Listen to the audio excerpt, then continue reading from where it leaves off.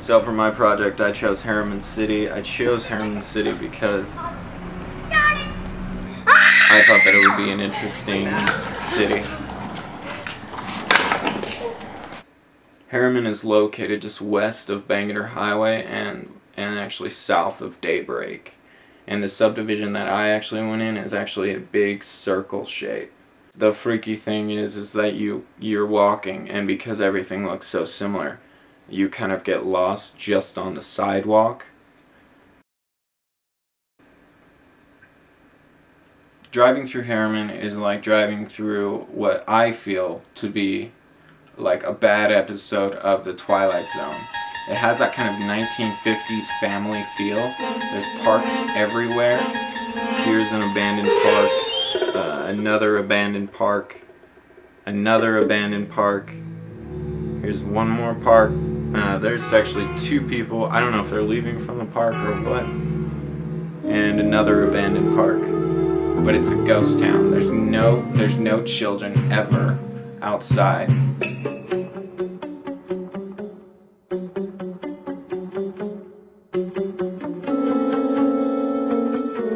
This house looks like this house, which looks like this house, which looks like this house, which looks like this house. This house is that house with a little flare, different shade of paint.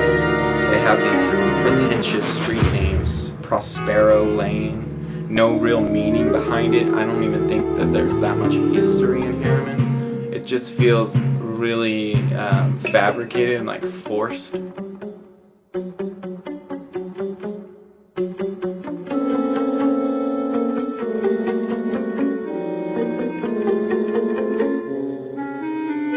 No place I would ever want to live. It's an absolute, I want to say it's an absolute cliche. When did you start playing flag football? When I started playing flag football, I think it was on Saturday. Do you like it? Yeah. Do you like all the sports? Yeah. Yeah? Yep. Are you going to play that kind of football? Next week. Next week when you're older? Yeah. You have to be like 12 or 11. And you're going to play that? Yeah. Just saying that's over there. Does everyone play sports in Herriman?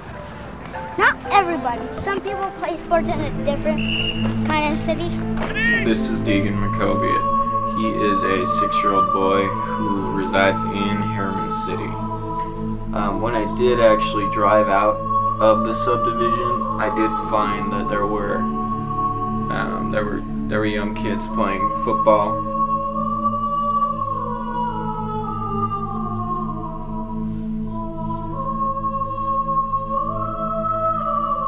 Lacrosse.